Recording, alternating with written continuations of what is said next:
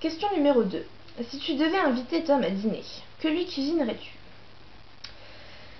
Alors, si je devais inviter Tom à dîner, déjà, euh,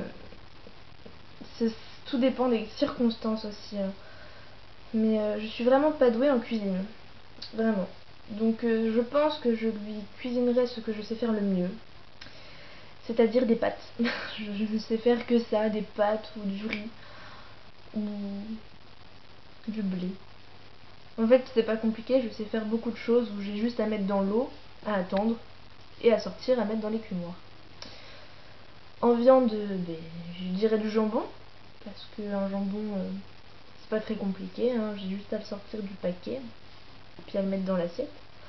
Le rouler pour faire bien, mettre un pic de 3 herbes. J'ai oublié l'entrée. L'entrée, généralement je prends pas d'entrée en fait. Les repas à la maison, il n'y a jamais d'entrée, donc je pense que je ferai comme d'habitude. Pas d'entrée. Pas de fromage parce que j'aime pas ça. Donc il n'y aura pas de fromage. Et en dessert, je sais pas. Un yaourt au chocolat. Une danette peut-être. Saveur brownie. Donc ouais, je resterai dans le simple.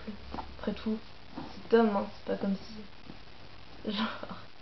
Non, vraiment, je resterai dans le simple parce que c'est ce que je sais faire en fait, le simple. Je me vois pas élaborer un beau truc super dur à faire.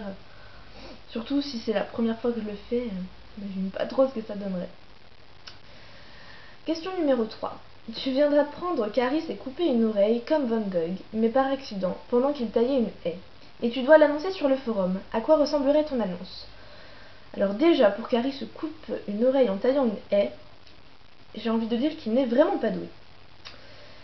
Maintenant, à quoi ressemblerait mon annonce? Eh bien, je pense que je serais déjà vraiment directe.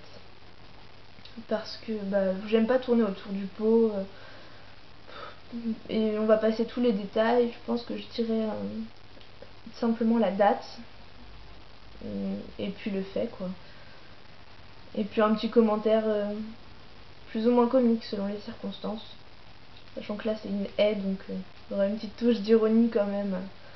Sur le fait qu'il est super doué. Mais bon, ce serait triste quoi qu'il lui manque une oreille. Bon, vaut mieux pas imaginer quand même. Question numéro 4. Comme tout le monde, tu as dû faire des rêves où les gars étaient présents. Raconte-nous le plus farfelu. Eh bien, je vais vous décevoir, parce que non, je ne fais pas de rêve qu'aucun sur les garçons. Non, je n'y arrive pas, c'est plus fort que moi, j'y arrive pas, je sais pas. Je suis pas normale, il doit y avoir quelque chose qui marche pas là-haut. Ou alors j'ai dû en faire et je m'en rappelle plus, ce qui serait bien dommage d'ailleurs. Mais vraiment non, j'y arrive pas. J'arrive pas à m'imaginer dans un lit avec les garçons ou même dans une autre situation, mais je sais pas, je m'imagine vraiment pas faire des choses farfelues avec les garçons quand même. Je pense que je les respecte un peu trop pour ça, enfin, j'y arrive vraiment pas. J'ai un problème, je pense. Sinon, le plus farfelu, entre guillemets, si on peut appeler ça de la farfelutosité, oui, je parle des mots. Je pense que, alors ça doit remonter quand même au tout début, c'est-à-dire quelques années, enfin il y a un an. Ça devait être mon premier rêve avec eux. On était dans mon jardin, on faisait du toboggan. Et puis à chaque fois qu'on... C'était drôle, parce que... Je sais pas, c'est le seul souvenir que j'ai d'eux en fait. Je rêve sinon, soit ils sont pas tous présents, soit il y a des amis avec nous. Mais le seul où j'étais vraiment seule avec eux, c'était quand on faisait du toboggan dans mon jardin. Allez savoir pourquoi j'ai pensé